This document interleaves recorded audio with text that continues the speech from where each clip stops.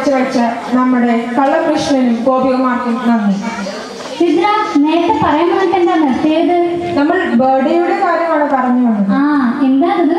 ഒരു ദിവസം എന്റെ വീട്ടിൽ ബർത്ത്ഡേ വിഷ് ചെയ്യാൻ കമ്മിറ്റി മെമ്പേഴ്സ് വന്നപ്പോഴാണ് ഞാൻ അറിഞ്ഞത് മൈത്രിക്ക് ഇങ്ങനൊരു പരിപാടി ഉണ്ടെന്ന്. നല്ല ഭംഗിയുള്ള ഗ്രീറ്റിംഗ് കാർഡും നമുക്ക് കിട്ടും. ഇതെങ്ങനെ അവർക്ക് സാധിച്ചു? ഒക്ടോബർ മാസത്തിലെടുത്ത സെൻസസ് ആണ് ഇതിനെ സഹായിച്ചത്. അന്നൊരു ഫോം ഫിൽ ചെയ്ത് വാങ്ങിയിരുന്നു. അതിലെല്ലാവരുടെയും ബർത്ത്ഡേയും വെഡിങ് ഡേയും ഉണ്ടായിരുന്നു.